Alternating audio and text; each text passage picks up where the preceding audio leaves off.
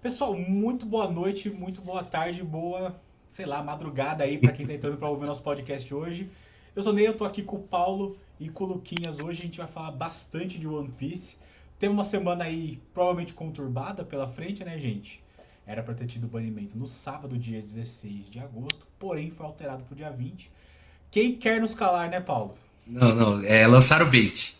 Lançaram o bait. Dois meses atrás falaram, galera, de 16 a gente vai anunciar revisão na banlist. Aí, pô, galera, não vou dormir, watch party, stream. E assim, né, o banimento, as coisas assim, elas são no fim do campeonato. Então a galera assistiu as 9 rodadas, o top, começou, sei lá, meia-noite, foi acabar 9 horas da manhã, o pessoal, não, galera, na real, é dia 20, tá bom? Aí teve galera que ficou meio pá da Chateado. cabeça. O que você achou, bicho? Pra mim, a parte mais complicada disso é pra gente aqui, que a gente é só pra trazer, né? Que por enquanto o One Piece ele tá com dois metas diferentes, né? Ele tem o meta do Oriente, ele tem o meta do Ocidente. E pra gente aqui no meta do Ocidente, a gente tá vindo para um lançamento de coleção nova, né? Então, atualmente, a gente tem 11 coleções regulares e duas extras, e a gente vai entrar agora na 12ª coleção, a famosa OP12. E essa coleção está prevista para lançar na sexta-feira, dia 22. E a ideia com esse ban vindo no dia 16, para a gente especificamente, era já trazer tanto a adição de cartas novas de OP12, quanto a implementação dessa revisão das cartas banidas, seja bans, sejam bans. E todo mundo ficou pensando em como, né, como buildar decks, como testar decks novos, só que a gente fica meio nesse limbo, né, porque podemos testar cartas da coleção nova, mas e se acontecer algum bug que muda o meta? Porque nem sempre o meta só muda para aquelas cartas banidas, né? Todo o meta em volta é reformulado. Sim. Então, eu pessoalmente fiquei um pouco nesse limbo, eu acho que muita gente ficou também, mas é o que a gente pode fazer, esperar e ver o que vai acontecer. Você não é o dono do Então, jogo. um resumo aqui é o que aconteceu agora com o standard do Magic, né? A gente teve uma lista de banimento quase um mês antes, né, da rotação do standard. Veio o standard, rotacionou, tá caótico completo, né? A gente discutiu isso em outros podcasts, mas resumindo, a gente tem o sentimento de que foi suficiente. Parece que o formato tá dominado por um deck só de novo. É um deck também de base vermelha, então fica muito ruim, assim. É o sentimento que dá é de um pouco de frustração, né? Porque o meta mudou, mas só trocou o Ás de Copas pelo Ás de Espada, tá ligado? Com 6 por Uhum. meia dúzia ali, né? Foi Cara, basicamente. e também, né, uma coisa que vai começar a partir de agora, que a gente vai entrar na rota aí dos classificatórios para o Mundial, né? Que, como a gente falou, a gente tem o meta do Oriente, o meta do Ocidente, né, que normalmente é uma coleção de diferença, eles planejam unir no começo, meio do ano que vem, né, já foi anunciado isso, mas tem o Campeonato Mundial, que ele acontece normalmente em abril, março, e a partir do meio do ano, assim, já começa nos Estados Unidos, na Europa, né, para lá tá só em dezembro ou janeiro, mas a partir do meio do ano já começa nos Estados Unidos e na Europa as finals, né, que são essas classificatórias do Hum, Mundial. Então, sempre que tem finals chegando, a galera fica assim, Polvorosa, total. não, então já teve o finals da Europa esse final de semana, então foi ainda em OP11, sem OP12, sem ban, sem nada. Só que o finals dos Estados Unidos vai acontecer em OP12, né? Ele é para acontecer primeiro em outubro, novembro. E a galera tá meio assim, pô, precisa de pelo menos uns 2 meses sabendo o meta para saber o que vai acontecer, porque Uhum. né, igual o bicho falou aí, né, eles vão anunciar o banlist do meta do Oriente, né? Ah, sim. Sempre ele vem pro Ocidente igual, só que às vezes a gente tem umas diferenças num timing, né? Por exemplo, eles anunciam lá para quando, não sei, às vezes para um meio de coleção e pra gente chega, na verdade, no começo da coleção. Então a galera, além de não saber o que vai ser banido, não sabe a data que vai ser banido. Isso Sim. é preocupante também. Eu tenho uma pergunta aqui como curioso de One Piece. Essa diferença, né, de meta ocidental e oriental tem uma relação com o lançamento das coleções? Tipo assim, a coleção ela lança primeiro no Oriente, aí eles meio que testam, vamos dizer assim, né? Isso. E depois ele vem pro Ocidente já, vamos dizer assim, e não tem mudança, né, das cartas em si, só do que é banido ou não. Ou tem Sim. mudança de carta também? Não, não, não. A gente. Pode falar, bicho, perdão. Não, só se for para trazer essa comparação, é porque normalmente, assim como já aconteceu com outros jogos da Bandai, é primeiro lançado no Oriente, e o que acontece é um fator muito curioso que, por exemplo, atualmente estamos em OP11 para sair OP12. Lá eles estão em OP12 para sair OP13. Então é aproximadamente uma coleção.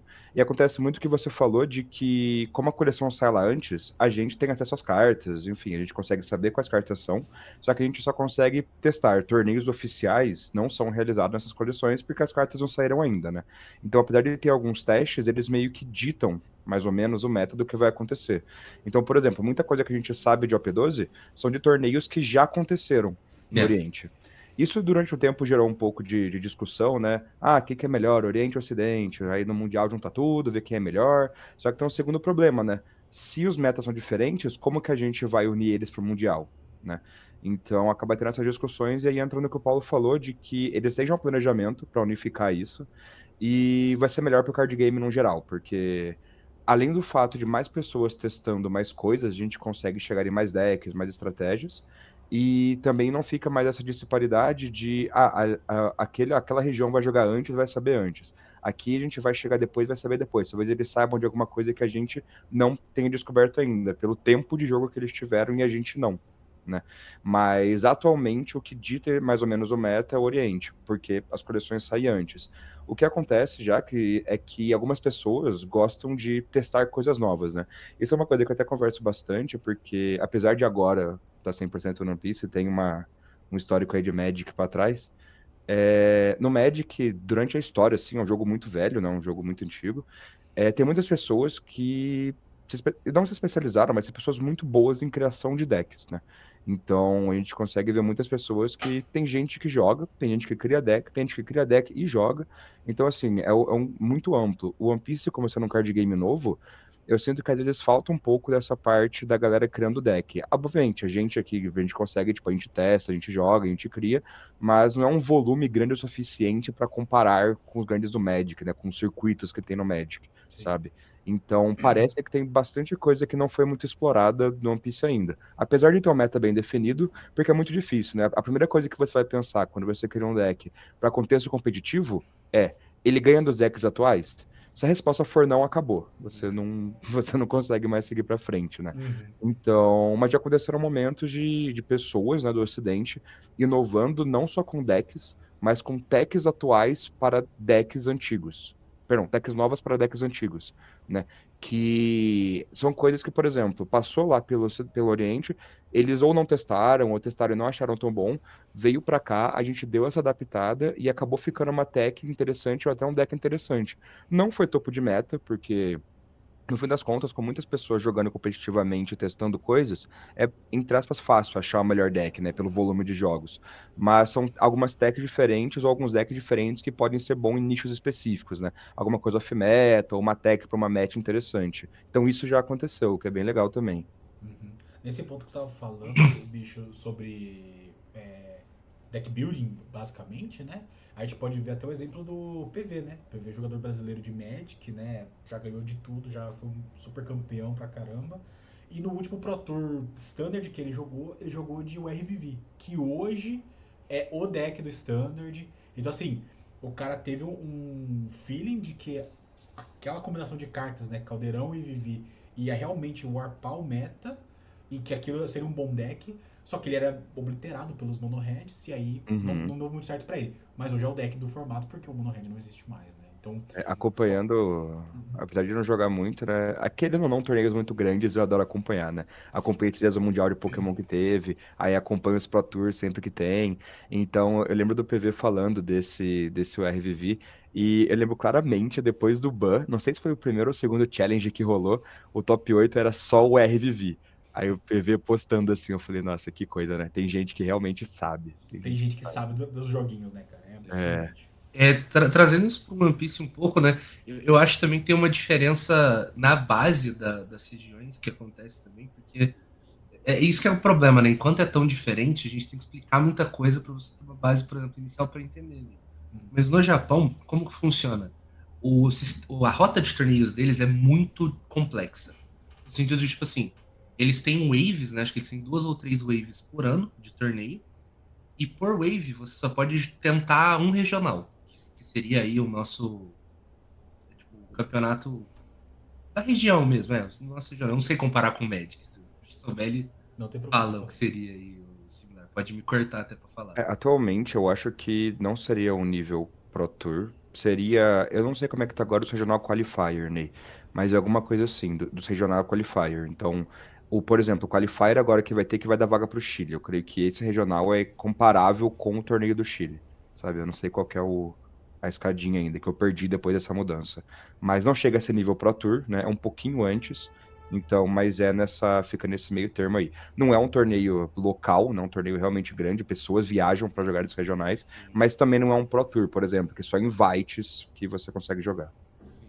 E aí no Japão você pode jogar um regional pro Wave, e aí é muito complexo, é uma escadinha muito extensa, mas basicamente você pode jogar só um regional pro Wave. Se você ficar no top 8 ou 16, você ganha vaga pro invite pro Open do Asia Finals. Se você fica no top 32 do Asia Finals, ou top 64, você compete no Asia Finals, né, no Closed do Asia Finals, e aí o top 8 passa pro Mundial. Então, assim, aí, por exemplo, você basicamente tem que ficar no top 16 de um torneio, para daí ter que ficar no top 32 de outro torneio, para daí ter que ficar no top 8 de outro torneio. Então, no Japão, normalmente a galera, né, eles, quando a gente acompanha os próprios lá, né, quando a galera ganha muita coisa, eles sempre falam assim: a gente também não fica tentando testar. A gente sabe o que é o melhor, a gente vai com o melhor e o mais consistente. Porque a gente precisa sempre ir bem. Né? Eles não têm a oportunidade, igual, por exemplo, nos Estados Unidos, que tem basicamente um regional a cada 2 finais de semana, quase. E a gente vê uma galera, às vezes, testando um deck ou testando umas techs muito diferentes. Aí eles perdem, pô, no seguinte eles vão lá e tentar de novo. No Japão não é assim. Então lá a galera valoriza muito essa consistência e sempre jogar assim com o topo do meta. Tanto que lá, a grande maioria das vezes, os torneios que a gente vê, eles são 3, 4 decks. 3, 4 decks, 3, 4 decks. Esses 2 decks, dependendo de como o meta tá, né? Sim. Então, e aí pra cá a gente tem, eu queria até citar, né? Porque a gente tem uns expoentes, assim, de players nesse sentido, que, por exemplo, tem na Europa tem um jogador de Marco, que eu não vou lembrar o nome dele, mas é um deck que nunca viu muito sucesso no Japão, todo mundo sempre levou ele muito, muito como um deck off-meta demais, assim, e na Europa esse cara já trouxe muito resultado, acho que foram 2 top 8, um top 4, né, e a gente tem nos Estados Unidos um cara que joga com o líder de OP3, né, uma coleção super antiga, que foi muito forte na época, líder de OP2, que foi muito forte na época, que é o Barba Branca, né, o Newgate, o líder vermelho de OP2, que dominou o meta por muito tempo, mas assim, desde o OP5 nunca mais apareceu. E aí você tem esse cara que constantemente está nos top 8, está disputando final com esse líder, né? Então, essa coisa que a gente não vê muito vindo do Japão, essa galera trazendo uns decks, esses sleeper decks, assim, né? Uma coisa super diferente que pode responder alguma coisa. Legal. Tipo, é muito cíclico também, né? Não sei como que é no One Piece, mas eu entendo que hoje em dia já existe uma diferença entre o que é válido e o que não é mais válido, tipo um standard assim. Vai começar. Vai começar, tá. Porque chegou um momento que é muita carta, né? Pra você ter num formato único, né? Acaba sendo importante diferenciar, né? A gente vê isso em, cara, todo card game praticamente, né? O One Piece vai começar, que eu acho que é o mais velho da nova geração, vamos dizer assim, né? Uhum. A gente vê isso no Magic, viu em Hearthstone, por exemplo, quem jogou Hearthstone. Então, eventualmente tem que ser feito, né? Porque é uma coisa que a gente tava conversando até antes de começar, né? Quando o cara cria um card game, ele não faz ideia do que é forte de verdade, né? Por mais que você pare e pense em, pô, será que isso aqui é tão bom mesmo? E às vezes é, ou às vezes ela não tem a carta do outro lado que vai ajudar ela a ser um absurdo, né? A gente Uhum. tem um exemplo muito claro, tipo, pra gente do Magic, né? Você tem Black Lotus, pô, gera 3 mana uma vez só e. Será que é tudo isso? Cara, é. Pra quem joga jogos de carta sabe que você roubar em mana é muito forte. Você tem exemplos do outro lado, né? Por exemplo, tinha os Mogs, se eu não me engano, né? Aquela carta que você pode dar alvo em qualquer jogador, aquele jogador descarta 2 cartas, o alvo pode copiar aquela mágica, né? Então você poderia simplesmente dar alvo no cara, o cara dá alvo em você e ficar nisso mesmo, ou você dá alvo no cara, o cara aceita, só e pronto. Aí lançaram, né, em Strixhaven muito tempo depois, Magecraft, né? Toda vez que a carta você faz uma cópia ou conjura uma mágica, ela acontece alguma coisa. Temos a Liliana que toda vez que acontece dá 2 de dano. Então você fica dando dano em você descarta sua mão inteira e fica descartando infinitamente, dando dano no cara e mata o cara. Então assim, uma carta que a gente viu sair de 30 centavos pra virar R$ 80. Então, é essa explosão, né? Às vezes o cara não tem noção do que tá fazendo, É. né? Tudo que é gratuito vira muito forte do nada, né? Nesse ponto, né, eu acho muito interessante que você citou até de Black Lotus, que é um exemplo meio que é o topo do Over the exemplo, top, né? né? Uhum. Mas eu gosto muito de quando você pega essa comparação de Magic, você não saber o que é bom, você não saber o que é ruim nesse começo de jogo. Eu gosto muito de pegar o exemplo de Alpha, que você pega aquele ciclo que é uma mana e faz algum efeito relacionado com 3 cartas.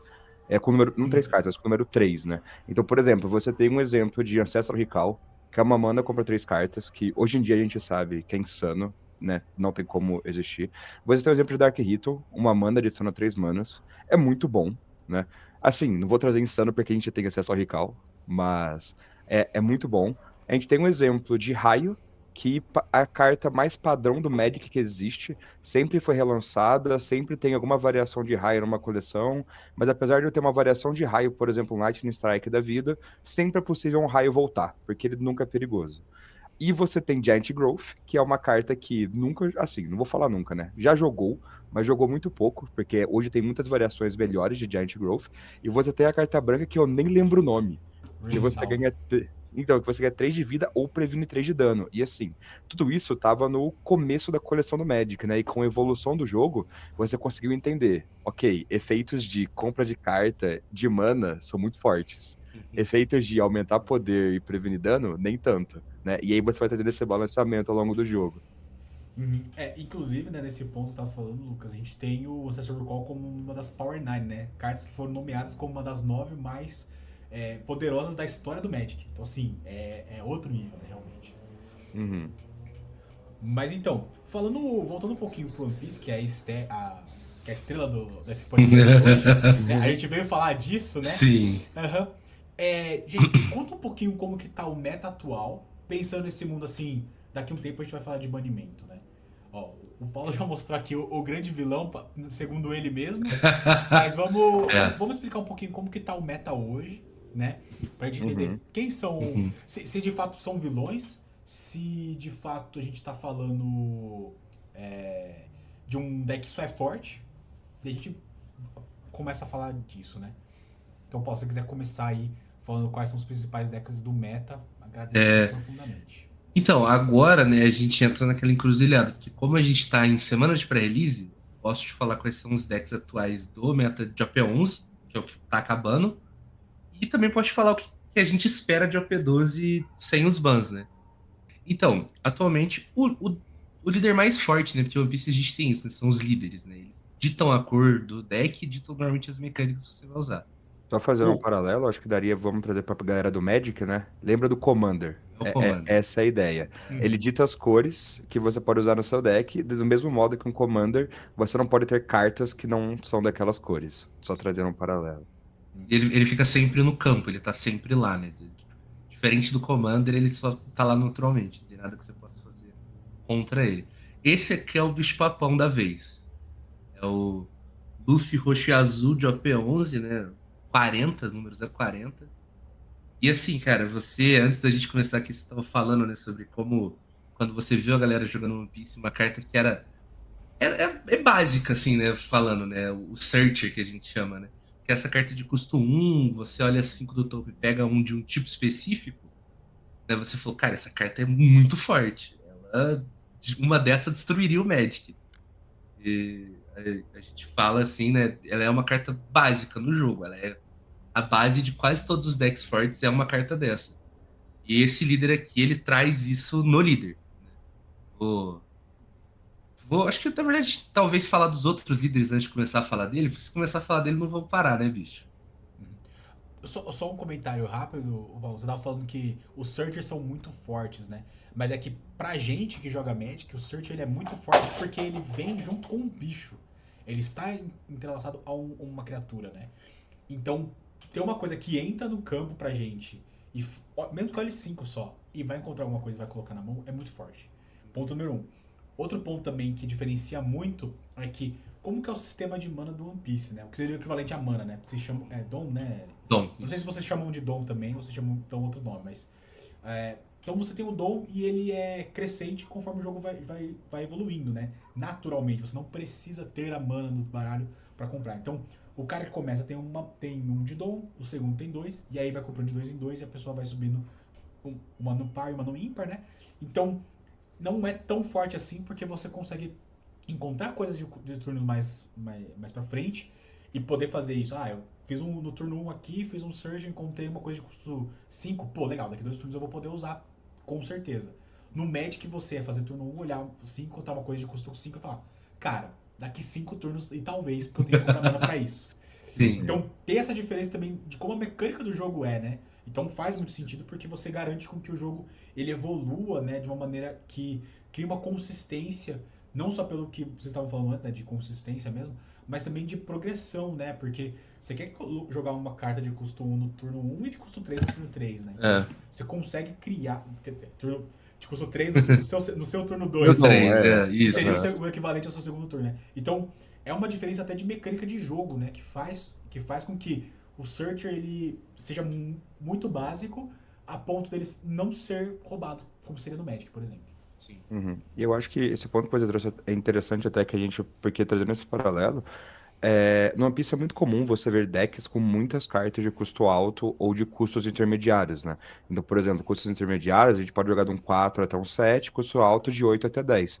Que diferente do Magic, você pode ter quantos reinos você quiser no campo. Apesar do One Piece ter essa progressão, a gente para em 10 dons. Então, as cartas só podem custar até 10 dons, que é o que você pode jogar, pagar para jogar uma carta.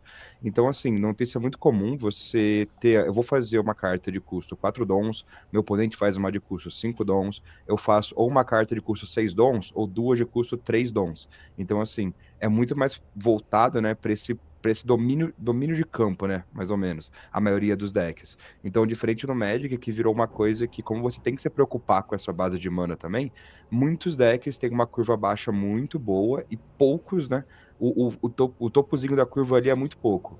Ou, né, se você puxar a estatística, o topo da sua curva é alguma criatura ou alguma spell que você vai fazer cheatando ela de algum jeito, né? De outra forma, sem ser pagar o dom. Enquanto no One Piece, não. No One Piece é muito mais.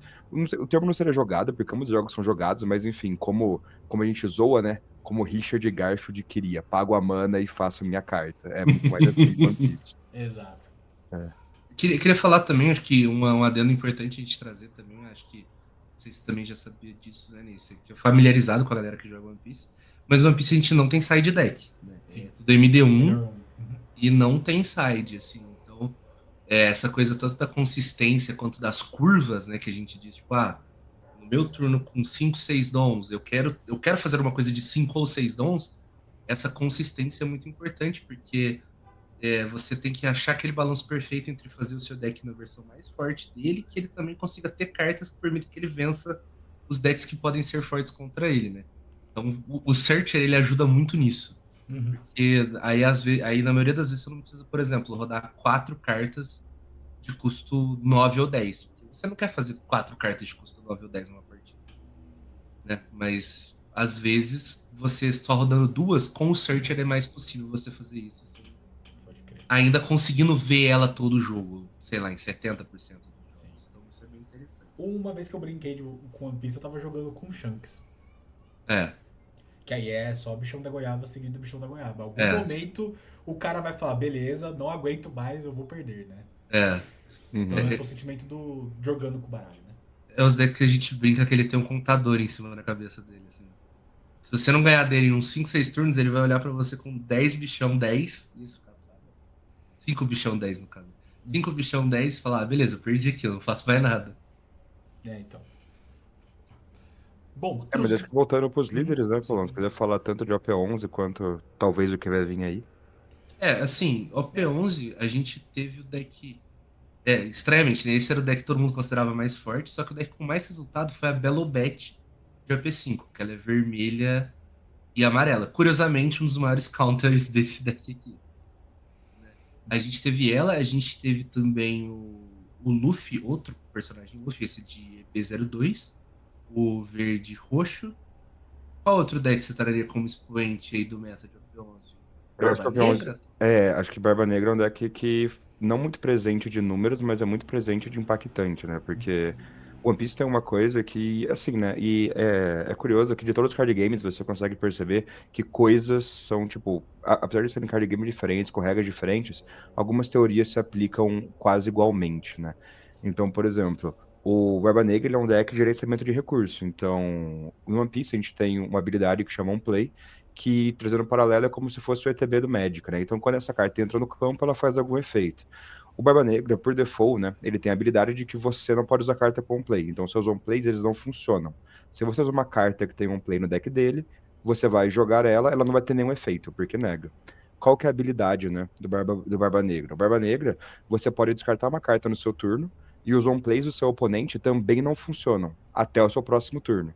Então, assim, você vai descartar uma carta por turno, teoricamente, de modo que seu oponente não possa usar os on plays dele. Outro exemplo foi já que o Paulo falou que é da Belobet, que é uma líder que você pode descartar uma carta da sua mão com trigger e você dá mais 3.000 de poder para até 3 criaturas do seu campo com trigger ou com tipo revolucionário. Então, assim, mais um líder que tem efeito de descartar cartas. E para quem vem de. Pode até trazer um outro que foi uma parte muito presente do meta, né? O próprio Bug, né? De OP9. O Bug também tem uma habilidade que é você vira 5 dons, descarta uma carta e pode jogar um personagem do tipo Cross Guild da sua mão no campo, não importando o custo. Então, assim, são 3 exemplos de líderes que você tem que descartar uma carta. E em todo card game, se você parar pra pensar, recurso parece ser a palavra mágica, né? Seja utilizada certa, errada, enfim, é a palavra mágica. Então todos esses decks, eles são muito punitivos para você, caso você não esteja utilizando de maneira correta essas habilidades. Porque são habilidades muito fortes. Então, por exemplo, o Bug pagando 5, ele pode fazer um personagem de custo 7, 8, 10, desde que tenha o tipo Cross Guild. A Belobet, ela descarta uma carta, você vai adicionar 3.000 de poder para até 3 personagens. Fazendo um comparativo, né, uma coisa que o One Piece tem que o Magic não tem, a mana do One Piece, que é o seu dom, caso você não use, você pode anexar no personagem ou no seu líder e vai dar 1.000 de poder. Então, é equivalente como se fosse um dom dá 1.000 de poder. Se você traz isso para o contexto da Belobet, descartando uma carta, como você pode dar 3.000 para 3, uma carta vira 9.000 de poder. Então é muito insano esse efeito. Do mesmo modo do Barba Negra, você descartando uma carta, você pode desligar os efeitos de on-play do seu oponente. Então, se o seu oponente faz um deck focado em on-play, pelo custo de uma carta, você pode negar praticamente o turno inteiro dele, se fosse um turno que ele fosse usar cartas com efeito de on-play. Então, assim, normalmente essas cartas que fazem você descartar alguma coisa, elas têm efeitos muito fortes. Só que também tem o outro ponto disso aí, né? Você utilizando esses efeitos errados, você acaba sendo muito punido por isso, né? Então, eu acho que 2 decks também que foram muito importantes no meta passado, eu traria tanto Teach quanto Bug, que são decks que foram bem presentes até nos torneios. A gente teve também, né, só aí também para fazer jus, a gente teve no começo do meta, para trazer um expoente, às vezes, um pouco de cada cor, a gente teve do verde a Bonnie no começo, a Bonnie de OP7, 7. que ela é um deck control ali, é um verdezão, impediu o oponente de atacar, e mais no fim do meta, a gente viu uma crescente muito grande, né, e até agora no Japão parece que é um deck muito forte ainda, que é o Smoker, que ele é verde e vermelho, ele é de OP10. É que Ele. eu acho que o ponto desse Smoker, né? Eu acho que ele ainda não chegou no ponto aqui. Ele é um deck muito bom, ele é um deck bem redondinho, mas ele não chegou no ponto dele aqui porque, além de OP13, que vai sair no Japão agora, o Japão já está jogando com OP12 e já está jogando com uma coleção que a gente chama de reprint, né? O paralelo do Magic seria uma coleção de Masters, né? Que Uhum. trazem reprint. Só que nessa PRB é como se fosse uma Master misturada com Horizons. Então tem algumas cartas novas. E esse deck do Smoker, dessas cartas novas, ele ganhou 2 cartas muito, muito, muito fortes, que estão jogando já lá no meta do Japão, né? Então, pra gente não chegou ainda. É um deck que ele tá meio presente, só que ele não é tão forte quanto ele vai ser daqui pra frente. Muito legal. Teve um regional em São Paulo recentemente, não falei do Smoker muito por isso, porque a galera se surpreendeu com o tanto de número que teve, né? Não foi um dos mais jogados, mas assim, ninguém dava nada e tava no top 5 ali mais jogados. Uhum. Mas aí também entra um pouco uma pergunta aqui, Paulo. A gente tem muito no Magic uma relação de quantidade foi jogado e quanto passou pro Day 2, né? A gente faz muito essa comparação, principalmente em torneios muito grandes, né? Como Pro Tour e tal. Esse Smoker, ele tem um número elevado com uma win rate alta ou ele é um deck que tá em teste ainda e a galera tá vendo se ele cabe ainda no meta? Então, aqui em São Paulo, eu acredito que ele tenha caído nesse quesito de que tinha bastante, mas não transferiu muito pro dia 2, né? Uhum. A gente fala às vezes também do top 32, top 64, né?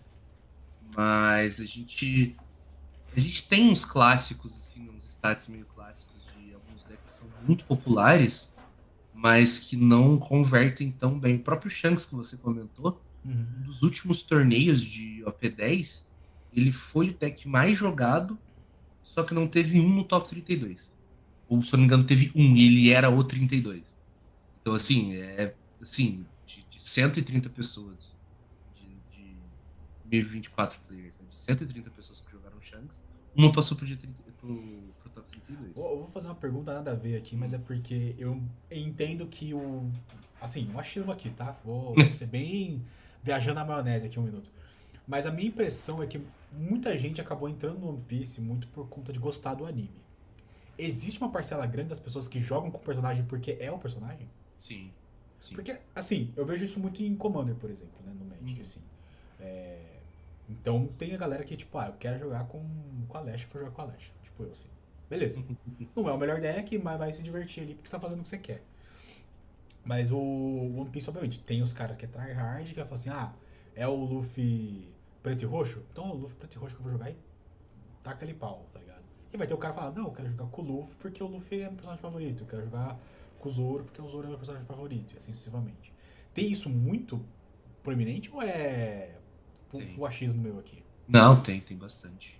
Eu ouso dizer que a gente pegando torneios de nível regional barra finals, né, que foi o que a gente tinha comentado, esse número cai, obviamente, porque nem sempre o personagem preferido é o melhor deck. No fim, a Uhum. gente tá falando de um card game, né? Mas quando a gente tá falando de jogar, por exemplo, semanal na sua loja, ou você tá falando de jogar um torneio até um pouco maior, mas não no nível regional, tem muito, muito, muito, muito mesmo. Então, muito provavelmente, se você tá jogando One Piece na sua loja aí no semanal, não vai ser o meta de um torneio grande. Você tem que esperar um outro meta. É melhor você tentar se preparar para um torneio grande analisando outros torneios grandes do que tentando analisar o seu meta local. Porque acontece muito isso, porque uma coisa do One Piece que eu acho bem interessante é que existem decks melhores e existem decks piores, mas não é uma discrepância tão grande como quanto eu vejo no Magic às vezes. Então, por exemplo, se você tá jogando com um deck que não é um deck meta, mas também não é um deck que ele foi montado sem sentido, né? Você só juntou umas cartas ali, enfim, aleatoriamente. Se você tem um quesito por trás do seu deck build, às vezes você vai enfrentar um deck meta e tudo bem. Sim, o deck é melhor que o seu. Mas é um jogo que ele consegue te recompensar muito por você saber o que você está fazendo. Uhum. Então, assim, tem pessoas que. É obviamente o número menor, né? Mas levam esses decks porque gostam. E no fundo, a gente sabe que se você vai jogar com o melhor deck, você é o profissional que vai viver disso e vai querer ganhar sempre. É isso aí. Mas no fundo, quando você vai jogar alguma coisa, você tem que escolher qual que é o melhor deck para você. O melhor deck pra você, se você é profissional, não sei o quê, pá, é o melhor deck do formato e acabou. É isso aí, Uhum. perfeito. Agora, o melhor deck pra você que ou não é profissional, ou tem uma outra ideia de jogo, vai jogar uma vez na semana para desestressar, vai jogar um regional que é um torneio grande, que eu pessoalmente adoro regionais, né? Tipo, ter essa experiência do torneio da lojinha para um regional é muito legal. Às vezes você vai e você leva o deck que você gosta. Por quê? Porque para você aquele é o melhor deck. Você não tem a ideia de ir no regional e vou lá para ganhar para ficar 8-0. Eu vou lá Uhum. porque eu vou jogar 8 rodadas com esse deck e vou me divertir as 8 rodadas porque eu gosto dele. Então, acho que assim, quando você vai procurar em torneios que não é esse nível regional muito grande, a maioria da galera é porque gosta muito do personagem ou da ideia do deck, né? Mas do mesmo modo que a gente traz pro Commander, se eu gosto muito do Zoro, eu olho que tem um deck do Zoro, eu vou testar ele, obviamente. Se eu Uhum. me sentir bem jogando com ele, eu vou continuar. E pelo fato do One Piece ter menos dessas interações de não ter jogo, então, por exemplo, você nunca vai zicar no One Piece no quesito mana, porque você sempre vai ter o seu deck de mana, entre aspas, separado, né? Você pode zicar de outras maneiras. Card game é card game. Às vezes você não compra tal carta, às vezes você só compra um tipo de carta, e tudo bem, card game é assim que funciona.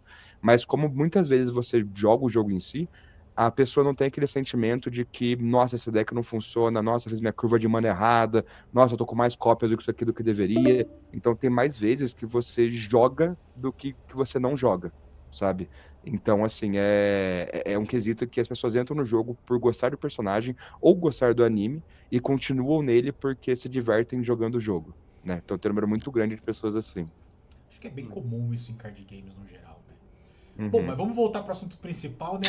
O Paulo tava falando aqui do bicho-papão, a gente mudou completamente, não deixou ele falar sobre o bicho-papão.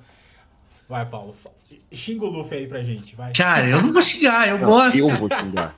Eu O Paulo gosto. vai falar bem, eu vou Cara, xingar. eu sou um fã, eu sou um apreciador da cor roxa. Eu jogo desde o começo com ela. E aí, recentemente, ela ficou realmente muito forte. E aí, assim, esse líder é o expoente máximo disso. A galera não vai conseguir ver, mas provavelmente vai ter na tela aí a carta, né? Isso aqui é A o gente vai colocar, tier pode ficar dela. tranquilo. Mas vou ler aqui o efeito, tá? Se o bicho quiser cortar pra falar qualquer coisa. Primeiro que ele é um líder de 6.000 de poder. No One Piece normalmente é 5.000. Sim. E aí o efeito dele, Helena, é uma caixa de regra, não é? Esse efeito só pode ser ativado no começo do seu turno, se você tem 8 ou mais Dom. No seu campo, você olha 5 cartas do topo do deck, revela uma de tipo Straw Hat, né, dos chapéus de palha, que é a tripulação do Luffy, e você adiciona isso para sua mão. Depois você pode colocar o resto, na ordem que você quiser, no topo ou fundo. Tem que ir as 4 pro topo ou as 4 pro fundo. Já regalou o olho, você já entendeu qual é o Mano, é problema. tipo um Scar 5 todo turno? Não, eu quero trazer um paralelo, Ney. É melhor que o Scry É 5. verdade, é Por Scar 5 quê? com um draw, né? Exatamente. Você Só compra duas isso. cartas no turno, basicamente. Aham, É. exatamente. E você escolhe a segunda carta que você cobra também, o que é muito bom. Porque às vezes você pode ter uma carta no seu deck que não é do tipo chapéu de palha e você compra ela porque você botou ela no topo. Eu comprei do turno. Então, assim. E aí isso aqui se pareia com uma carta, né? Que é uma carta custo 9. Que ele é um personagem, ele é 9.000 de poder. Ele entra no campo, ele vira a carta do topo. Se é um personagem de custo 9 ou menos, ele pode entrar no campo. Então, basicamente, a ideia desse deck é chegar em 8 dons o mais rápido possível, fazendo isso rampando, né? Que o roxo é a cor que rampa no jogo. E aí ele fica dropando 9-9, 9-9, 9-9. E aí não precisa de muita explicação pra Porque que você é entender forte. como isso é diferente, né? Uhum. Como isso quebrou um pouquinho o jogo. Vou fazer um shift aqui. Se ele não tivesse na cor roxa, você acha que faria sentido ele? Porque ele não teria como rampar, né? Pelo que eu tô entendendo, o problema é ele. Tipo assim, ele vai chegar, beleza, mas ele chegar antes é muito ruim. Ele seria bem ruim, eu acho.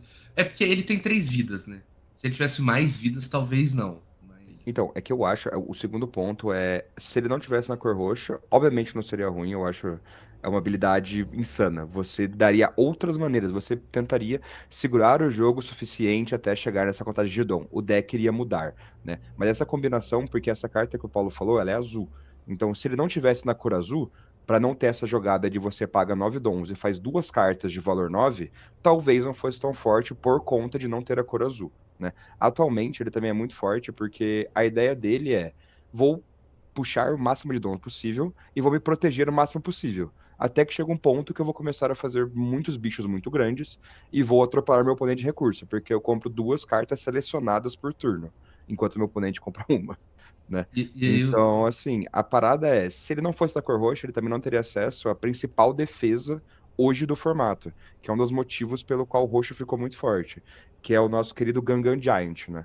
Então, assim, se ele não fosse na cor roxa, ele não teria o Gangan Giant, mas eu creio que não teria problema, porque existem outras maneiras.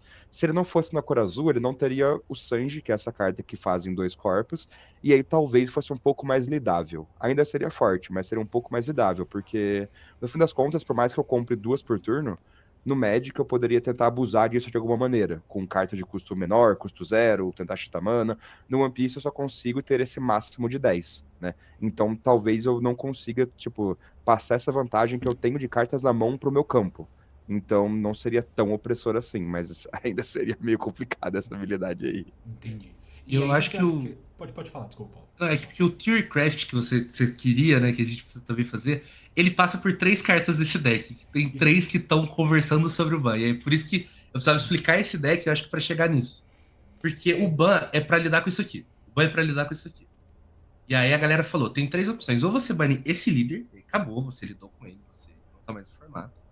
Ou você lida com esse Gangan Giant, que é uma carta de OP9, que ela custa 1 dom, ela é um counter, então você faz ela no ataque do oponente. Ela volta 2 dons, você taxa uma da mão, você ganha 4.000 de poder por essa batalha e você compra 2 cartas. Então, basicamente, ela te dá 4.000 de counter por 0 a menos na mão, porque ela gasta 2, compra 2 e fica zerado. E a outra carta que também se discute sobre o ban em relação a esse líder é uma carta tipo Charlotte Linlin, que ela é de OP8. Ela custa 9 manas. On play, você traz uma da mão, volta um dom, ela coloca uma carta do topo do deck na vida. Então você ganha uma vida de volta. Então é essas Então, três que se discutem sobre banir nesse e um pra lidar com o contexto líder. aí do porquê. Porque, por exemplo, no One Piece, que nem o Paulo falou, normalmente os líderes têm 5 mil de vida. Então, líderes de 6 mil de vida, eles têm que. 6 mil De de poder, poder. perdão, ele tem que ter alguma punição atrelada, né? Senão ele ficaria mais forte que os outros líderes normalmente. A punição atualmente que a gente tem na maioria dos líderes de 6 mil de vida é que eles têm 3 vidas, né? Então, assim. Normalmente, um líder de 5 mil, ele tem 5 vidas. Um líder de 5 mil de duas cores, ele tem 4 vidas. Um líder de 6 mil de duas cores, ele tem 3 vidas. Então, uma coisa que era para ser punitiva para esse deck, que é a quantidade de vidas, essa carta que é a Charlotte Lilin, ela já neutraliza, pelo fato dela ganhar uma vida. Você ganhar uma vida com 6 mil de poder é muito mais impactante do que ganhar uma vida com 5 mil de poder, né? Então, é Uhum. isso que está se discutindo também. E se eu não me engano, no empate o vencedor é o atacante. Isso, no empate vai ser o Isso. atacante. E aí, como por natureza, né, você, assim, você normalmente vai ter um líder de 5 mil. Então, pra você poder passar por cima de um 6, você tem que pelo menos gastar um dom em cima pra poder Você fazer sempre o perde um mínimo, né? recurso, é. Você já perdeu um recurso que você poderia estar jogando uma carta e por aí vai. Então, causa muito problema, né? E eu achei, do jeito que você estava falando, eu tava achando que o problema era o Sandy, né? Por ficar fazendo dois por turno, né? Mas ele só é forte mesmo. O Sanji, ele já jogou em outros decks, porque o One Piece, do mesmo modo que tem cartas que pegam cartas, tem cartas que você organiza seu topo, né? Só que lembrando dessa teoria aí do One Piece, a gente tem 10 dons, o Sanji custa 9. Então, para você fazer no mesmo turno, você teria que ter uma carta de um dom que organiza o seu topo, o que tem, só que você perde uma carta, para fazer um Sanji e trazer essa segunda carta. Ou você teria que, num turno anterior, organizar seu topo, de modo que você não perca o track do seu topo até você fazer o Sanji, para fazer o Sanji puxar essa carta. Só que em nenhum momento, desde que o Sanji lançou, a gente teve algo tão impactante quanto a Charlotte Lilin no mesmo deck, que seria roxo e azul, né? Então é uma criatura muito boa. E além disso, esse líder não precisa ter uma carta ou um turno anterior de setup para fazer esse Sanji. Né? Então ele corrigiu, entre aspas, não são problemas, né? Mas ele corrigiu duas coisas que esses decks de Sanji não tinham, que é o próprio líder se organiza, então o próprio líder organiza o topo, você não é punido, você não perde um turno, você não perde dom, você não precisa fazer nada, ele já organiza o seu topo, e além disso, é um dos melhores drops para você trazer dele também tá presente nesse deck. Hum. E o sentimento de vocês é mais o que, assim? Tipo, a gente tem que tirar o mal pela raiz mesmo e tchau Luffy? Ou tem que quebrar uma perna dele pra ver se o meta se adapta a essa nova realidade e ele consegue jogar naturalmente? Quer falar primeiro, bicho? Para mim é tchau Luffy. Para mim é tchau Luffy. Porque o meu problema com esse deck é que enquanto esse Luffy existir, qualquer carta que você printar de custo 9 ou menor é problemática. Então, um paralelo que a gente pode trazer é que no One Piece tem uma coisa que são. Vai ter a rotação, só que tem um tipo de raridade de cartas que é uma raridade mangá. É como se fosse uma raridade muito maior. Talvez comparável com uma Fractured Foil de Collector Booster, alguma coisa Beleza. assim. Mas essas cartas mangá já foram anunciadas que elas não vão ser rotadas. Então é como se fossem cartas eternas. Mais ou menos um Foundations. Cara, lancei Foundations vai valer até 2029 ou 30, se eu não me engano. As cartas mangá vai valer independente da rotação, né? Então, uma carta que tem uma versão mangá, ela não vai ser rotacionada na rotação. Então, a ideia de você fazer cartas mangá, você não pode fazer cartas muito fortes, porque eu não quero banir elas. São cartas icônicas, né? Então eu não quero ter que banir elas. Uhum. E aí a gente traz o ponto de que, tá, não baniremos o Sanji, idealmente, né? Eles não querem tirar o Sanji por conta disso, porque ele vai ganhar uma raridade mangá mais pra frente. Então é uma carta que eles não querem tirar do jogo, do mesmo modo que a carta nunca foi problemática anteriormente, né? Como eu falei. Aí o outro argumento que seria, talvez banir esse outro drop, que é a Charlotte Lilin custo 9. A Charlotte Lilin custo 9 é uma carta que vai em outros decks. Então, por exemplo, na coleção que ela saiu uma Leader Pudding, que também, né, puxava dons, ela também conseguia acelerar esse dom, só que ela nunca foi problemática. No Purple Luffy, que é um líder de OP5, ela também era utilizada, era uma carta muito forte, mas não chegou a ser um pouco problemática. Ela era muito Uhum. forte, mas ela não era problemática em si. Então, nesse líder ela ficou problemática porque ela é feita com o Sanji nesse líder. E aí entra um ponto de que muita gente fala de banir a Lin Lin, porque de fato, especificamente um líder de 6 mil de poder, a Lin Lin fica muito mais forte do que um líder de 4 mil de poder. Só que já anunciaram uma carta, não chegou pra gente ainda, mas já anunciaram no Japão, vai dar mais 2 mil de poder pro seu líder. Então, por exemplo, caso o Sanji, não creio que eles queiram banir, né? A Lin Lin é uma carta que é possível de ser banida, só que se eu bano a Lin Lin, supondo que eu só troque a Lin Lin por essa carta que vai sair. Quando entra, vai dar mais 2 mil de poder pro meu líder. Então, no turno do meu oponente, eu vou ter 8 mil de poder. Ele vai ter, além do líder dele, algumas criaturas no campo. Só que, se ele se planeja para bater em 6 mil, agora ele tem que bater em 8. Então, é no mínimo 2 dons, né, 2 recursos por ataque que você vai ter que gastar. E virtualmente, talvez isso seja até melhor que ganhar uma vida, né? Parando para fazer as contas, dependendo da situação de campo. Eu acho, pra mim, esse Luffy tem que ir embora. Assim, o líder é muito forte, você jogando com ele é muito divertido, você jogando contra ele é muito complicado, né? Então, pra mim, é tchau, Luffy, não tem discussão. É o que você falou, né? Naquele sentido, tipo assim, tem como quebrar uma perna dele. Eu acho que a alusão que você pode fazer é que se você quebrar uma perna dele, todo outro líder roxo ou azul que utiliza das cartas que ele utiliza vai perder, assim, 80% do corpo, sabe? Então, é esse que é o grande problema. Se você quebrar uma perna dele, ele ainda pode caminhar muito bem. Ele, sabe? Se você tirar esse Giant, se você tirar esse Lilin, ele ainda pode ser o melhor. Mas então você resolve tirando ele do jogo, que é o que a galera tá especulando que vai acontecer. Tem outras especulações, a gente vai entrar no território mais mega especulativo, estamos com o tempo aí do mega especulativo. Tem mais um pouquinho. Então, ó, só bans que todo mundo falou, eu acho que não vai ser. Jogo rápido aqui. Hold Jones, carta 7, 8 mil, vira um dom e um bicho, bate. Não acho que vai ser banido. Acho que é forte, é chato, não vai ser banido. O que você acha, bicho? Eu acho que não precisa também. Mas pode acontecer, mas eu acho que não precisa. Estão falando que vão hitar uma carta do Barba Negra, o Stage, pro deck não ser tão consistente, não ser tão forte. Eu acho que precisa. Eu tenho muito medo, que nem trazendo essa informação, né? Como ele é um deck que previne o jogo do oponente, ele não é um deck muito legal de você se enfrentar, né? Só que, além disso, ele é um deck muito forte. Qualquer coisa que nega, né, algum efeito é muito forte. Então, você tem que acertar uma carta para ter esse efeito. Só que cada vez mais ele vem ganhando cartas para mitigar esse descarte de cartas dele. Eu não sei o que seria, né? Não testei, mas eu tenho medo do Barba Negra caso ele não tome nenhum hit. E alguns outros decks que são fortes contra ele tomem hit.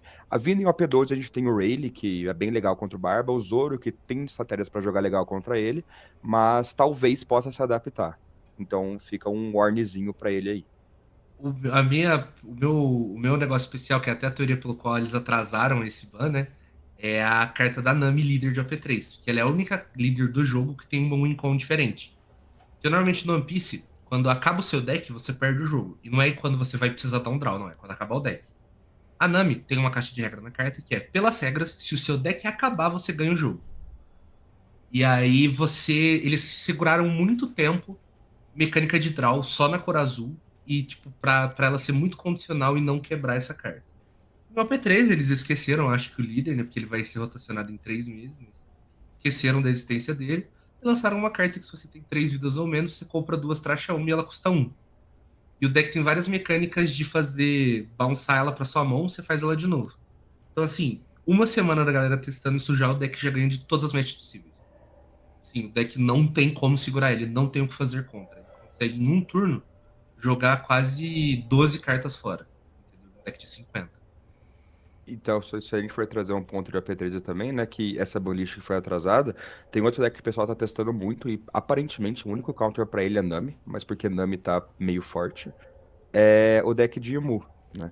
Então, tem estratégias, né? Estão tentando fazer estratégias aí de como jogar contra Emu, mas até agora nenhuma foi muito plausível assim, né? Que em testes repetidos ela funcionou várias vezes. Não, só funciona às vezes. Então, outro deck que tá bem forte que talvez eles tentem mirar nesse delay aí do ban. Sim. Você estava explicando que a Nami ela consegue comprar muita carta muito rápido e a caixa de texto dela diz: se ao invés de. Se você fosse perder, ao invés de você ganhar, você acabar seu deck, né? E ela tem mecânicas muito fáceis de você comprar e descartar, e voltar essa carta que compra, descarta, e compra, descarta. Daí você consegue. Você tá falando que conseguia fazer até 12 olhar 12 cartas, né? E trachar todas elas num deck de 40. É um absurdo. Realmente, assim, um quarto deck e num turno só é muito forte. É só um adendo, rapidinho. O deck do Pita é 50. É um Tá pouquinho 50. mais difícil, mas não muito. Mas se a gente fosse fazer um paralelo, atualmente, uma das cartas banidas, que foi banida há muito tempo atrás pela Nami, é o Kabage, que é uma carta que faz esse efeito, só que ela é condicional. Você tem que ter uma carta chamada Moji no seu campo. E a carta Moji não faz nada, é um drop 1 e a Nami não é um deck que quer bater. Então não adianta eu ter um drop 1 para eu tentar aumentar o poder dele e bater, porque não é assim que a Nami ganha, né?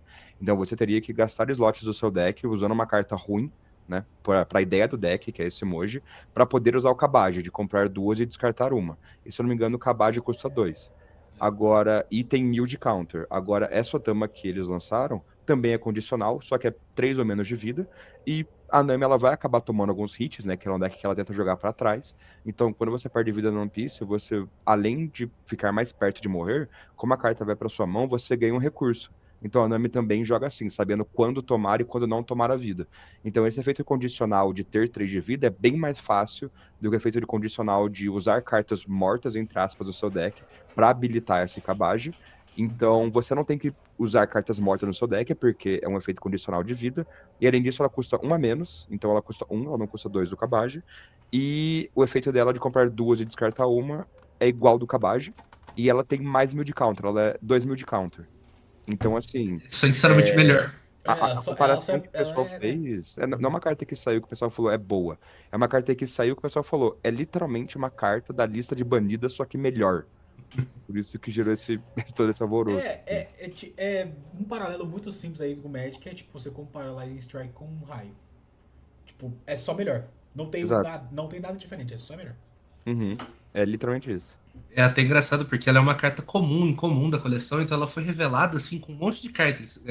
As super raras, as Secret Rares, eles se revelam uma por uma, tal, num torneio, num showcase. Essas aí eles lançam de book, ó, galera, vai sair tudo isso aqui, ó. Aí alguém olhou e falou, cara, como que isso aqui passou? Tipo, foi a questão deles, eles spoilaram ela, aí um dia todo mundo se questionou como que isso passou, no dia seguinte todo mundo falou, beleza, vamos banir a Nami, porque é impossível lidar com ela agora, porque a Nami ela já tem uma carta staple também, que é a Kaia, que ela é a mesma coisa, ela é 1 de custo, 0 de poder, 2000 de counter, só que o play dela é draw 2, trash 2. Então ela é uma carta que dá sempre -1 quando você usa ela. E a Nami roda ao redor disso. Uma dos turnos mais fortes da Nami é quando ela consegue usar assim 3 Kaias. Então ela se livrou de 6 cartas do deck. Ela se livrou de mais de 10% do deck aí, pensando. É A tipo o Faithless Otama, Looting, né? só que a Saudades Otama, dessa. ela deixa 0, então você compra duas, trachão, você tá 0 na mão. Então, assim, é muito insano, é muito insano. Ô Paulo, tem uma carta do Magic que é o Faithless Looting, né? Que ele faz basicamente a mesma coisa que você falou, compra duas, descarta duas, né? Só que ela tem um textinho a mais que chama recapitular. Você pode jogar do seu cemitério pagando o custo de recapitular. No caso, ao invés de ser uma mana, são três. Então você realmente só escolhe a carta. É como se você fizesse várias vezes. Imagina se tivesse essa carta no One Piece, como seria legal. Pra Nami. Nossa, não, cara, não. Graças a Deus tem pouca coisa no One Piece que joga do trash. Porque, cara, a Resolveria Nami muito problema isso aí. entra no mesmo sentido que o bicho falou, né? Do Barba Negra ser um deck que às vezes ele não é tão divertido de jogar contra, porque ele impede você de jogar o jogo do jeito que você quer. Ou seja, com os on-plays, com os ETB do seu deck, você monta ele pra isso. A Nami, a galera compara a jogar contra alguém que tá jogando paciência, né? Que ela não precisa jogar o jogo com você. Ela precisa jogar o jogo com ela. Ela precisa finalizar ali, ela precisa milar o deck inteiro dela. E ela meio que não se importa com o que você tá fazendo. Então é uma. Normalmente, né? Porque recentemente ela tinha caído muito em uso, porque tem muitos decks que lidam muito bem com ela. Mas recentemente, assim, antigamente a galera perguntava, né, qual deck você menos gosta de enfrentar? Todo mundo, né? Não porque às vezes E, era difícil, mas é porque é chato. Você tá jogando e paciência. eu, O cara tá jogando paciência enquanto você quer jogar um jogo, né? eu acho que pelo menos isso pra gente não vai afetar muito. Porque, como são cartas de AP13 que vão sair lá pro meta do Oriente, e a gente tem aquela ideia de que a banlist ela sai pensando no meta do Oriente e um pouquinho do Ocidente também, e ela é aplicada nos dois metas, né? Porque eventualmente a gente vai chegar onde eles estão, né? Então, assim, tanto Imu, que está se provando um deck muito forte, quanto Nami, que se tornou um deck muito forte, não são problemas de agora. mas eles já querem resolver agora porque tem que ser resolvido prontamente, porque isso vai entrar lá, né? Eles não querem fazer porque a Bandai era muito conservadora com anúncios de bans. Eles não têm muitos anúncios. Então, quando eles banem, eles tentam cortar um monte de problema. Então, eles banem relativamente não muitas cartas, mas tentam parar muitos problemas. Então, quando baniram 2 cartas, eram porque tinham 2 decks que estavam muito fortes. Mas aí a Bandai tenta cortar todos esses problemas, né? Então, não ficaria muito surpreso se a gente visse uma banlist de, por exemplo, 4 ou 5 cartas. Seja chutando aqui, né, trazendo, talvez algum ban pra Nami específica, seja Nami líder. Talvez eles queiram deixar Imu e Fé, vamos ver o que vai acontecer, pra parar esse Luffy do ponto de vista do Ocidente, né? E um ban pra parar outros decks que também são relativamente fortes, porque assim, né, a ideia roxa Straw Hat tá muito forte por conta da ideia desse Gangan Giant. Então tem muita gente que tá falando sobre o ban de Gangan Giant em si, porque são 4 Luffys roxos que são relevantes por conta dessa carta, né? O Luffy roxo e azul tem outros problemas.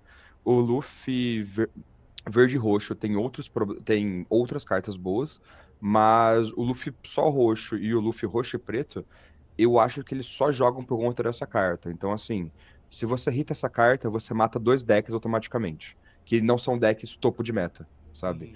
Então, talvez a abordagem tenha que ser diferente, né? Pra você hitar esse Luffy roxo e azul e hitar também esse Luffy roxo e verde, que pra mim são 2 decks que estão um pouquinho acima da média. Mas o roxo e azul disparado. Pra mim, assim, não existe esse deck sobreviver a essa banlist. Alguma coisa tem que acontecer.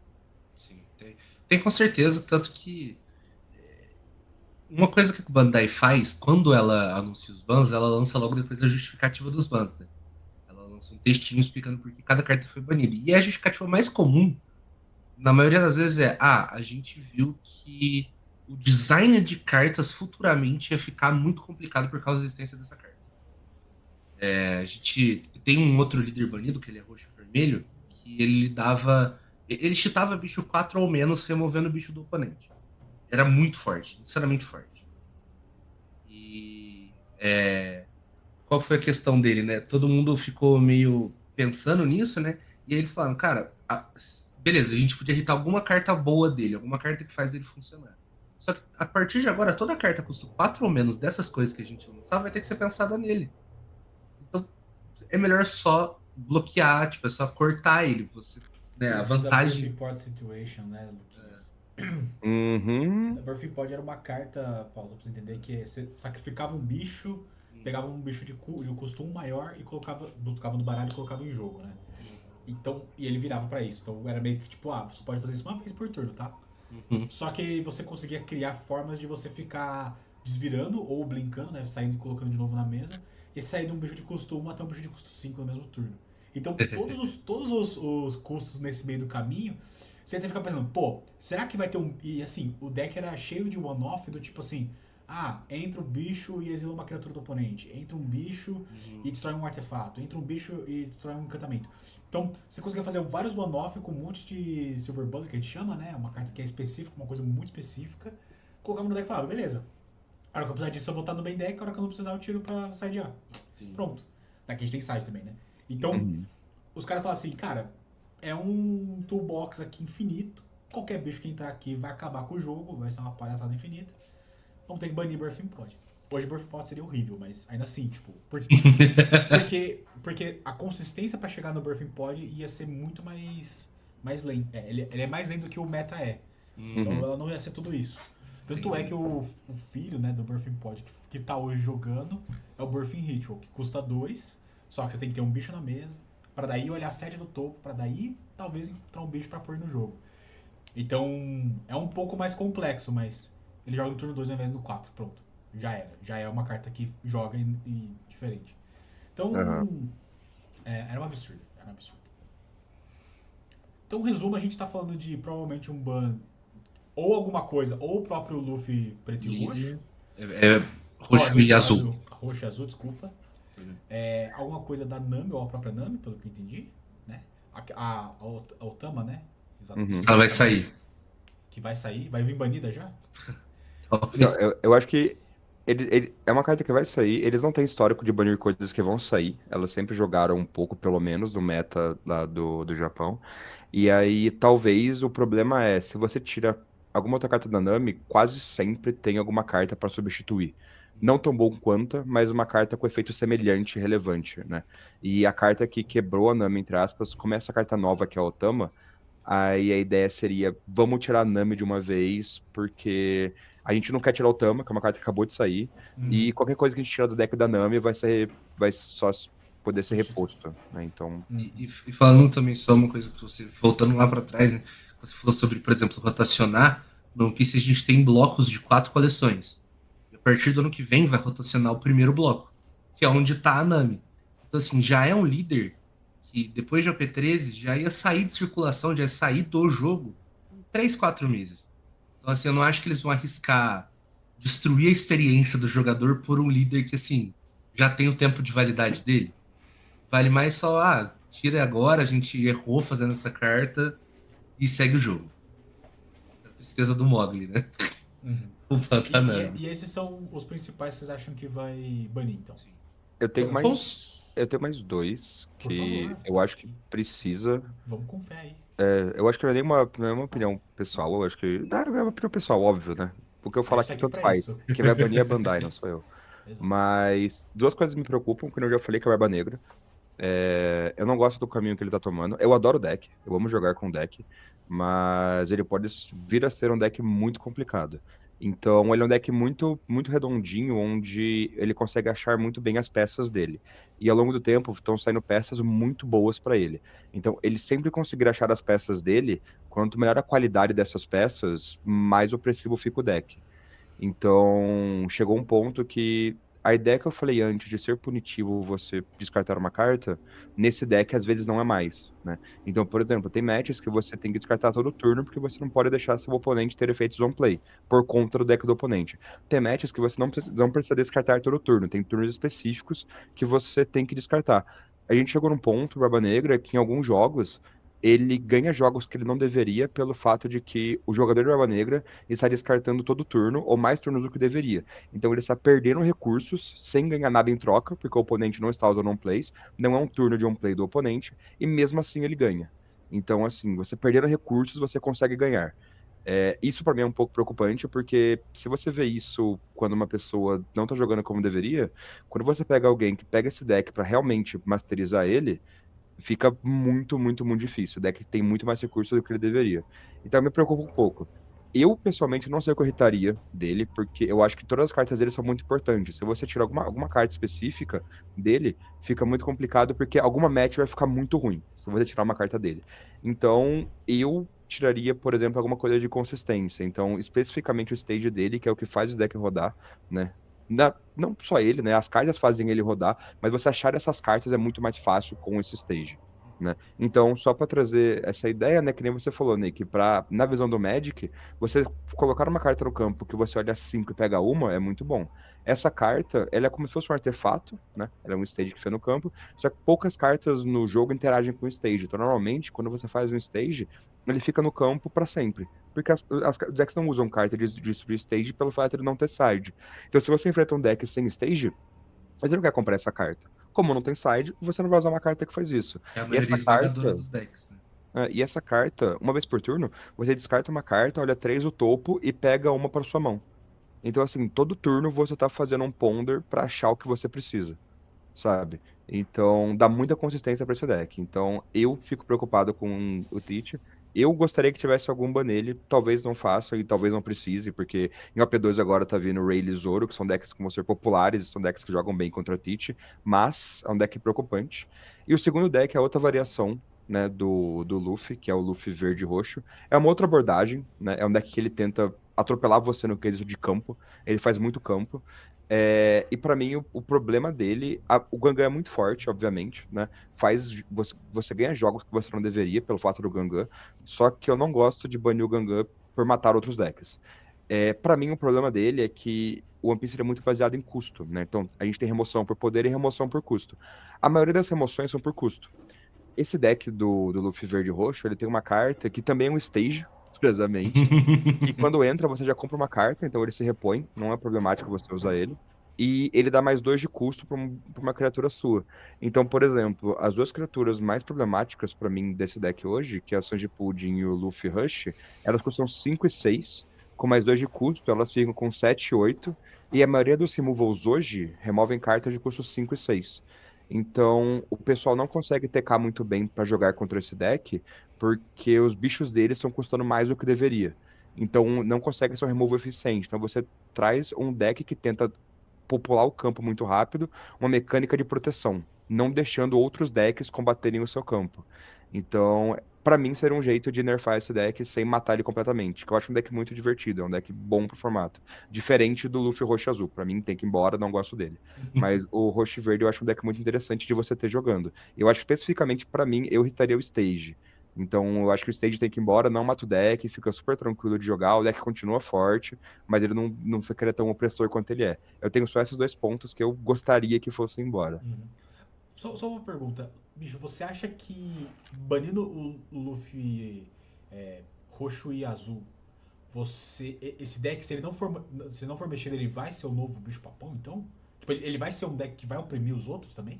Esse verde e roxo que você tá falando? É, Sim. Eu acho. Tipo assim, ele tem potencial para não vou isso. afirmar, mas ele tem potencial pra isso, porque nesse meta que a gente tá agora, ele não tem uma match muito boa contra o roxo e azul, né? O roxo e azul joga bem contra ele. O principal counter dele é o counter do roxo e azul. Então, se o roxo e azul for embora e esse deck não for mexido, o deck de Belobet vai acabar perdendo pra outros decks, o deck de Belobet vai sumir, esse deck fica. Então já é um pouco complicado. Os decks que vão sair agora, eles não punem tanto esse deck do Luffy verde e roxo. Então, por exemplo, os decks mais fortes que vão sair agora, que é Rayleigh e Zoro, o Rayleigh pode tentar ser rápido o suficiente para matar ele, mas os bichos do Luffy verde e roxo são muito maiores que os bichos do Rayleigh, e o Rayleigh não consegue ser tão rápido quanto uma Belobet, teoricamente, né?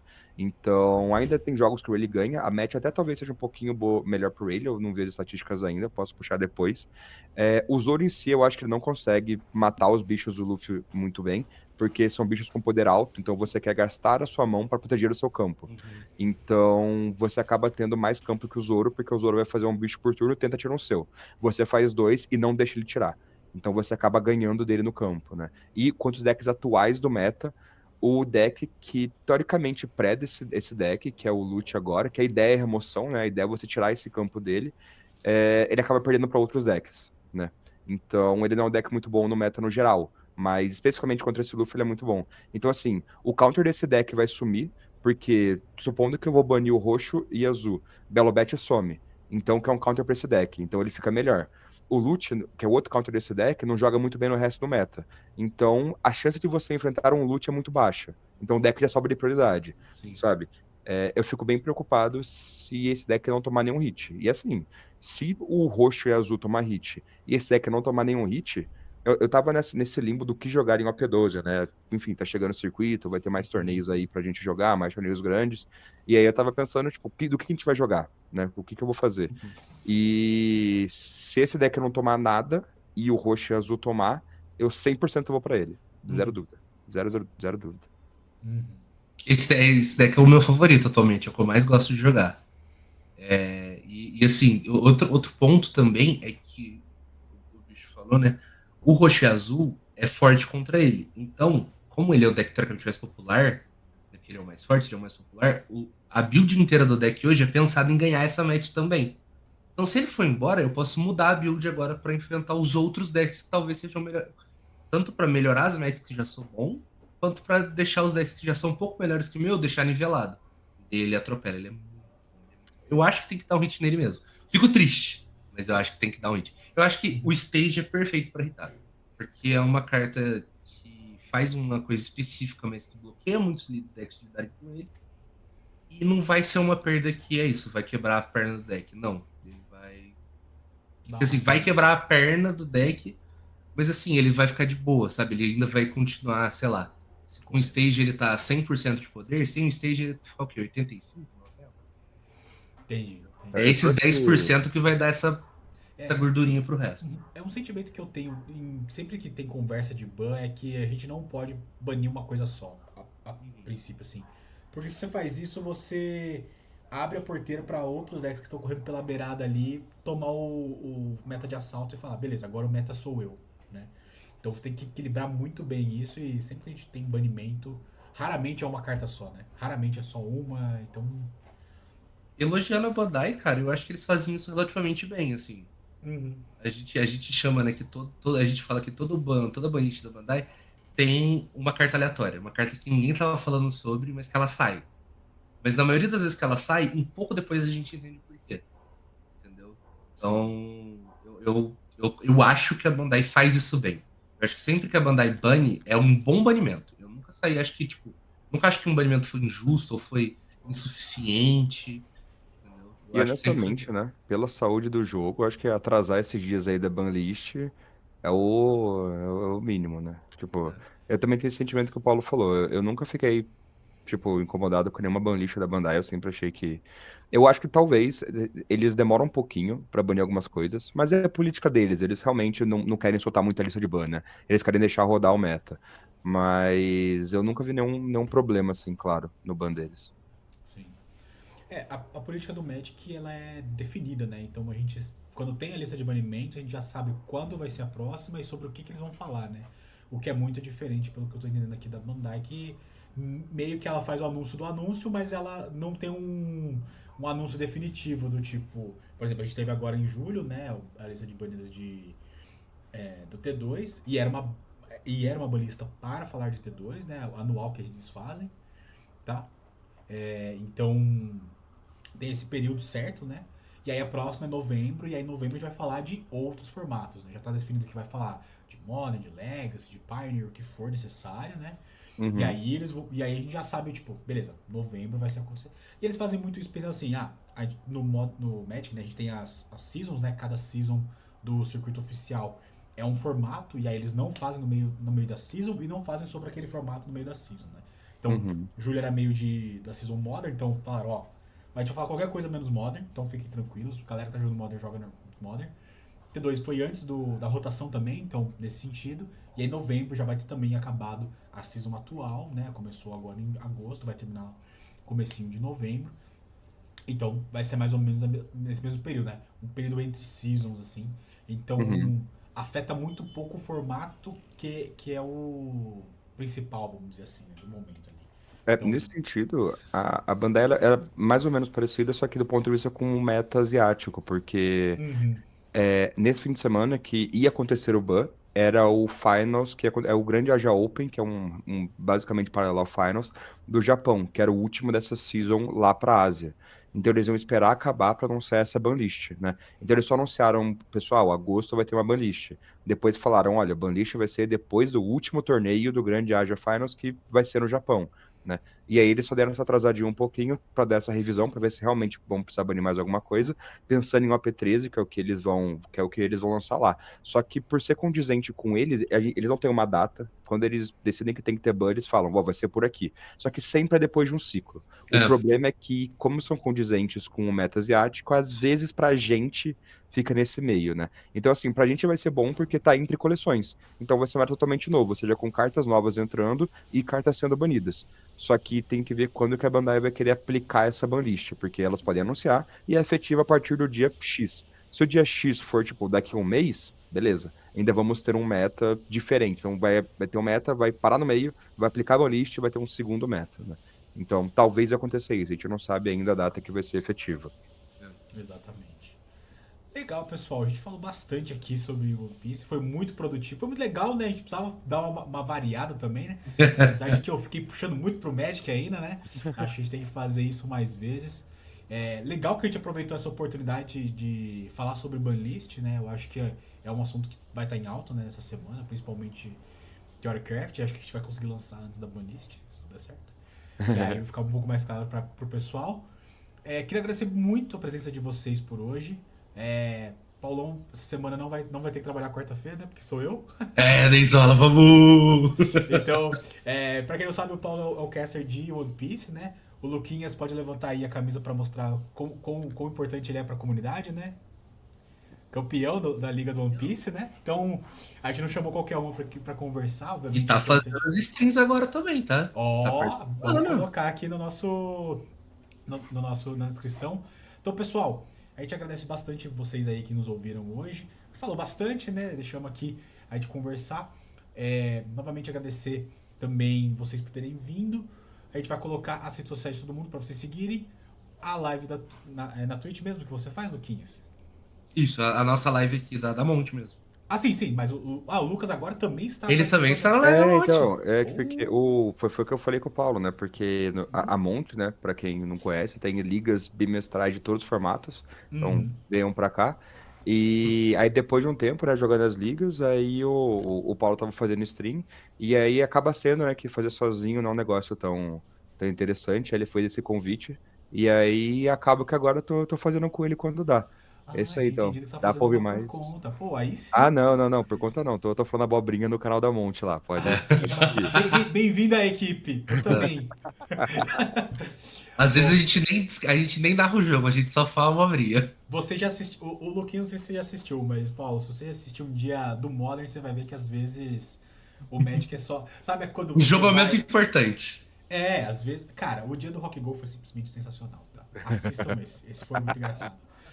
Bom, pessoal, novamente, então, obrigado por participarem. A gente vai se falando, esperamos que em breve a gente possa conversar novamente sobre um outro aspecto, né? A gente pode vir aqui alguma semana para falar sobre como o meta ficou, né? Uhum. Então, obrigado você também que assistiu. Segue a gente aqui no Instagram e falou! Fala pessoal, Ney aqui de novo na área. Lembrando, pessoal, que a gente teve um anúncio pós a nossa gravação da live, né?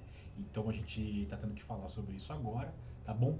Você aí que gostaria de aprender a jogar, você que já joga, você que quer chamar um amigo para aprender a jogar, este final de semana, no dia 24, a partir das 2 horas da tarde, né, das 14 até as 18, a gente vai ter um evento de ensinar a jogar card games no geral, tá bom? Lá no Shopping Prado Boulevard, ok? Quem for lá ensinar vai ganhar alguns brindes, quem for participar também vai ganhar alguns brindes, tá bom? Vai ter sorteio. Muito importante. Então, os 4 card games que vão aparecer pra gente ali são o Altered, Pokémon, One Piece e, obviamente, Magic. Tá bom? Espero vocês lá e a gente se encontra no domingo.